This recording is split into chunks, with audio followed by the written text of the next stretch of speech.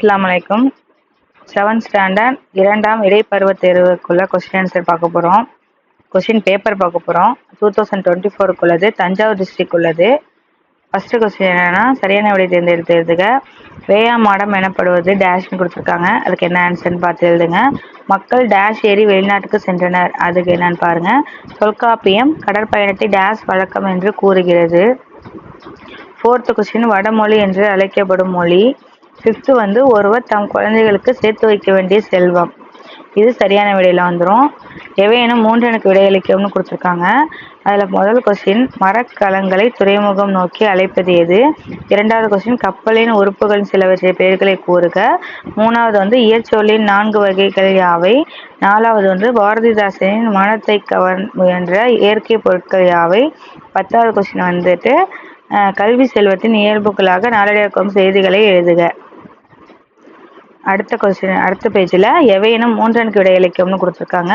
அதில் முதல் கொஸ்டின் கப்பல் பாதுகாப்பான அமைய தமிழர்கள் கையாண்ட வழிமுறைகள் யாவை? அடுத்து கல்வி செல்வம் குறித்து நாளடைவுக்கும் கருத்துக்களை தொகுத்து எழுதுக. இது 2 கொஸ்டின் ஆன்சரில் வந்துடும். அடுத்து 13 இருக்கிற அந்த இது 1 மார்க்கில் வரும். கதிரவன் மறையும் நேரம் டேஷ், எழுத்துக்களை ஒலிக்க ஆகும் கால அளவு டேஷ், அளவில் பெரிய நகரம் டேஷ். இதெல்லாம் 1 மார்க்கில் வரும். அடி மாறாமல் எழுதுக. அந்த வைப்புக்குறி கோட்படா அப்படின்னு தொடங்கும் அழியா செல்வம் பாடலை எழுதுகன்னு சொல்லியிருக்காங்க.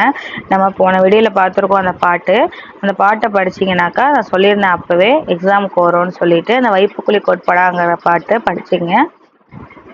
அப்புறம் அனைத்து வினாக்களுக்கு விடையளின்னு கொடுத்துருக்காங்க. அதில் பொருத்தமான காலம் அமையுமாறு திருத்தி எழுதுக. அமுதன் நேற்று வீட்டுக்கு வருவான்னு கொடுத்துருக்காங்க. அது தப்பு. அதை எப்படி மாற்றி எழுதணும்னு பார்த்து எழுதுங்க. நாங்கள் நேற்று கடற்கரைக்கு செல்கிறோம்னு கொடுத்துருக்காங்க. அது தப்பு.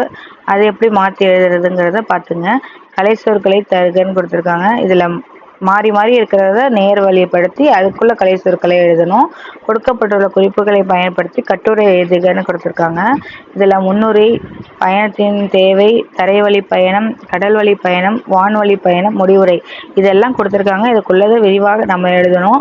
அப்படி இல்லை அப்படின்னா ஆழ்கடல் காட்சி ஒன்றை கற்பனையாக படம் வரைந்து வண்ணம் தீட்டுகன்னு கொடுத்துருக்குறாங்க. இல்லைன்னா இதை எழுதணும்.